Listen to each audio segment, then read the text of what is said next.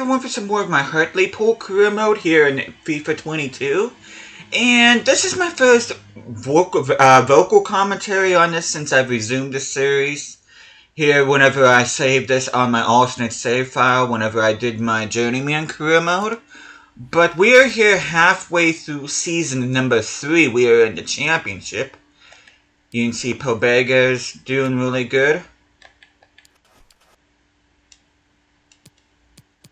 There's something else here.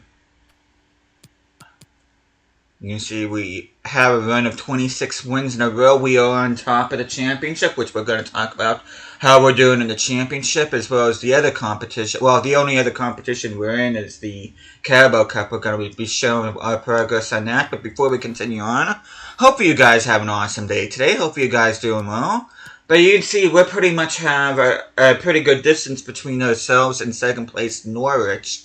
Newcastle in the thick of the promotion hunt. They're only 1 point off the automatic promotion spot. If the season were to end, they would be in the playoffs alongside Sheffield United, West Brom, and Watford. But we're going to go ahead and look at the standings. You can see Blackburn's and Preston are on the outside looking in. Teams in danger of getting relegated are Ipswich, Luton Town, and Rotherham.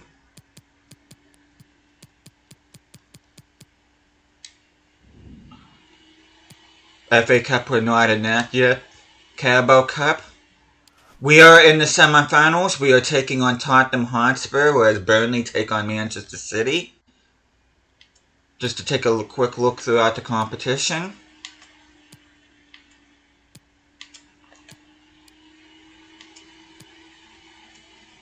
You can see we start out in round 2. We end up beating Fleetwood 2-1. Round 3. You can see Newport eliminating Arsenal, a Road to Glory career mode I did in FIFA 19. Fair play to them. And we beat Norwich 4-1 in round 3.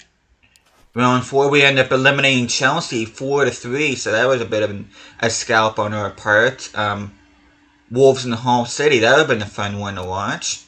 But you can see Burnley eliminating Newcastle on penalties, Liverpool eliminating Manchester City on penalties, Manchester United on penalties. Manchester City end up knocking out Newport County.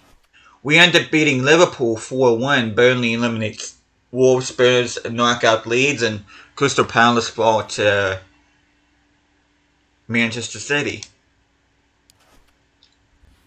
As we're going to take a look at our stats, you can see Alberto Perez is our top goal scorer with 20. Hansen, our backup striker, has 11 goals. You can see some of the other ones right there. Top assist, Alan Sam Maximum, Newcastle, which I'm going to take a look at the Newcastle squad to see who all they have on the team. You can see Trips is on the list. You can see for us, El Shaarawy, Perez, De Wolf, Hansen, Roberto. You can see Joe Willock also on the list. Our goalkeeper Bauman has 9 clean sheets, which is 1 more than Tim Krul, former Newcastle striker. Although we played 5 less matches than Tim Krul, so you see following him with a couple of clean sheets himself. Carabao Cup, Tim Krul with the most clean sheets. Dubravka also with 2 clean sheets. You can see nobody for Hartlepool. And Armstrong with the most assists for us in this competition. You can see Bartos, Hansen, and Wouters also on the list. Hansen, 5-goal lead ahead of Wilson. I wonder if that's not Callum Wilson, or actually that could be Harry Wilson of West Ham. You can see Tanane is on there. I've pretty much been mainly playing with my second team in the Carabao Cup. You can see there's our first team, as well as our second team. Proddingham's up to 73. You can see Bauman's up to 79. We'll look more at the squads here in a little bit. But see what else is going on in England Premier League. Manchester City have a 2-point lead over Spurs. Wolves are fighting for a Champions League spot. They're level on points with Arsenal. Everton is up there, which Sure, Everton fans would love for their team to be in that position in real life, though. Of course, they've been fighting relegation for the past 3 seasons. Southampton, Nottingham Forest, and Bournemouth are in relegation trouble in the Premier League. Oxford United and Peterborough, or should I say Peterborough and Oxford United, are in automatic promotion spots. Sunderland very much in it alongside Hull, Plymouth, and Shrewsbury. Cambridge is mid-table, that's interesting. Teams in relegation trouble here are Wigan, Charlton Athletic, Carlisle, and Doncaster. You can see that the team formerly known as Wimbledon FC as well as AFC Wimbledon are the top two. Barrow also in an automatic promotion spot. Crewe, Exeter, Harrogate, and Scunthorpe are in playoff spots, which Scunthorpe fans probably wishing they were still in the league. But if relegation was a thing in League 2 in this game, Rochdale and Gillingham would be in trouble.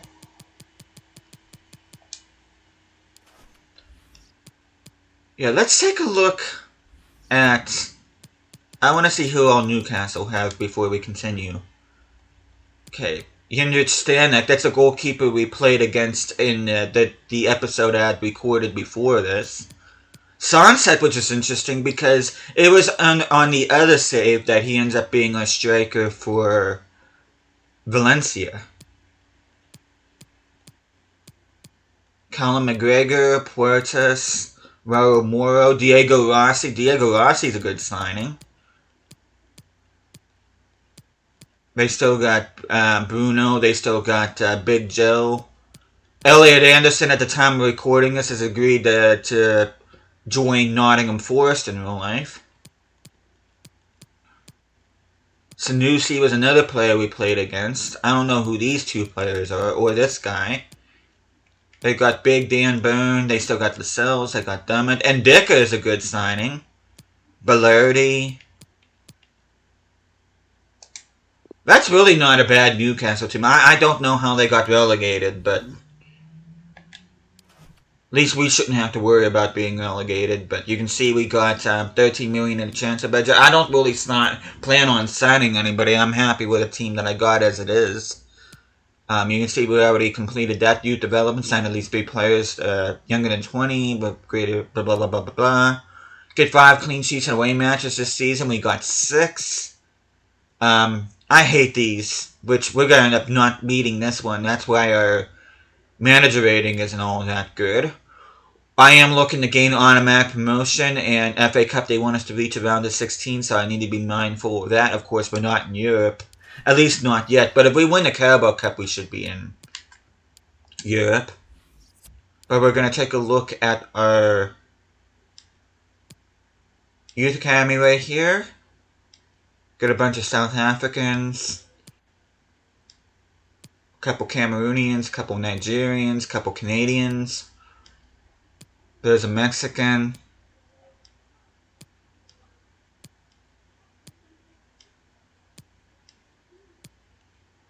And we're going to take a look at attributes here real quick. As usual, if there's anybody in particular you want to look at, you can just go ahead and pause the video.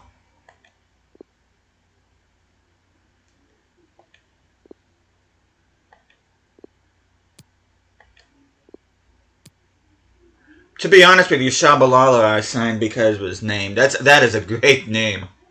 I don't know if you remember Sifuwe Shabalala, the South African player that scored the first goal in the 2010 World Cup. That was hosted by South Africa. Pretty much became a cult hero for that nation in terms of soccer after that.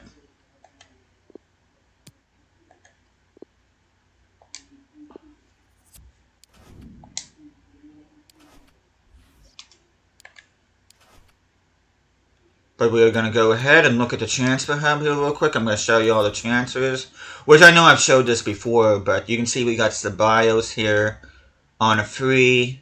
Tanane we also got on a free. As well as Fotheringham, former Sheffield United goalkeeper. El Shaarawy, I was happy to get him from the free agent market. Same with Plattenhardt. Sergio Roberto, also from the free agent market. Same with Carvalho. Not real far away from reaching an 85 rating. Mustafi. Also, And pretty much everybody are free agents here, which I thought I thought I did make a permanent sign, an actual transfer, but obviously I didn't.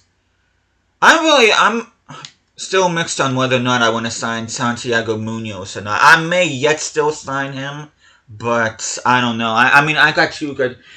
If anything, I might look to sign him and send him out on loan, possibly, because I'm not. I think he is still.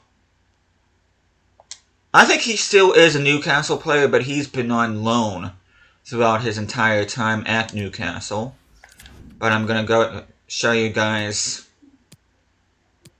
transfers. We got rid of a few fringe players, and a bunch of promising youth academy talent is going out on loan. See Molyneux, Mayoral, Ramirez.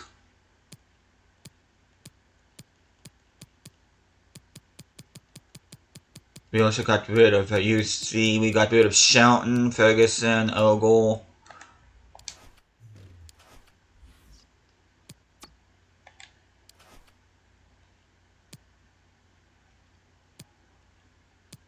But we are going to look at the squad hub. We're going to look at the stats. You can see Perez is a leading goal scorer, 22 goals, 10 assists, and 22 appearances. Has grown by 4 already. I do expect him to reach an 88. He's been growing like a weed. Hansen, 20 and 7 to 21. Already an 83. Decent backup option. Rivas growing as fast as what he did in my other save file with Valencia. He's now at an 80. I expect him to reach an 81 here in the next couple months. Anybody else in particular you want to look at, you can just go ahead and pause the video. Bartos, I'm kind of wish he'd grow a little bit more.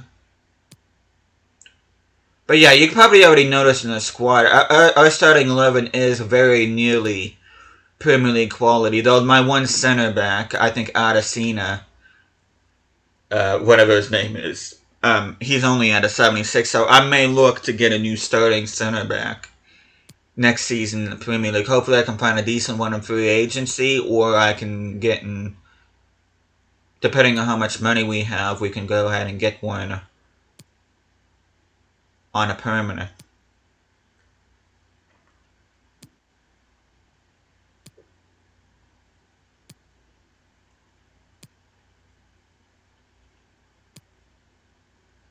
A lot of these players aren't growing.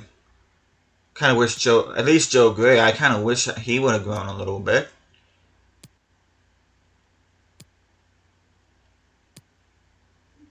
Only one that seems to be showing any growth on loan is Dykstra. He's grown by 2. He was at a 72.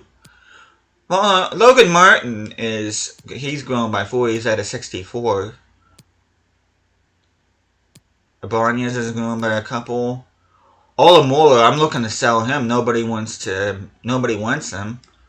Villa has grown pretty nice for me. Fisher's going to be going on a 2-year loan. Rossetti will be going on loan. I have this guy, Joshua Bishop. I have him loan listed. Hopefully somebody will pick him up. And I got Okeke and I got Akarele.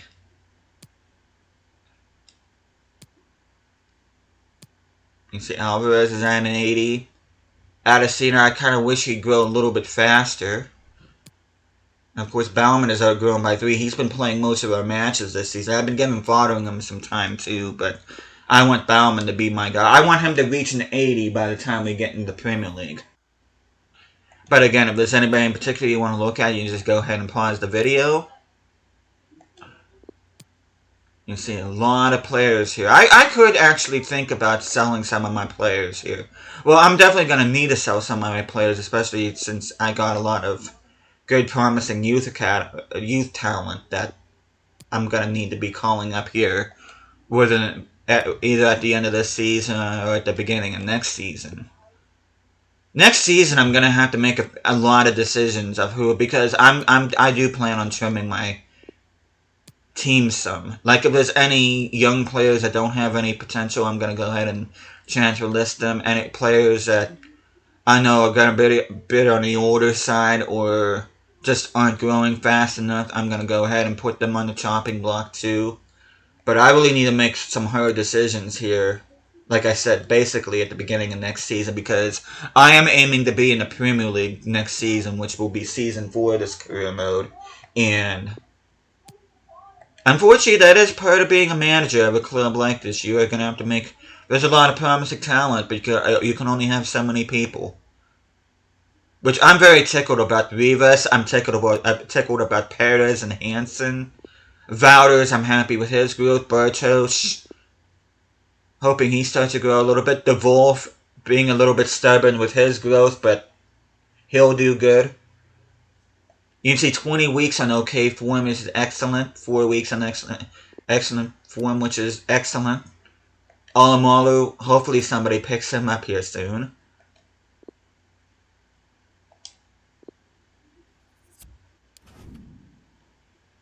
And I think that's pretty much all I wanted to show here. At the halfway point of Season 3. Next episode... If we make the Carabao Cup final, the next episode will be that, which will be sometime at the beginning of February. I think it's either at the beginning of February or beginning of March. But if I don't reach a Carabao Cup final, the next episode will be the away match here at Newcastle. I do want to play a game at St. James here before we get promoted. Hopefully they get promoted alongside us, but I don't remember when the... So the next episode will, if we make the Carabao Cup final, will be that, but if not, it will be the Newcastle game. But if Newcastle is not the next match, it will definitely be the match after. So that's how I'm going to do that. But, yeah, I think that's pretty much all I wanted to show here.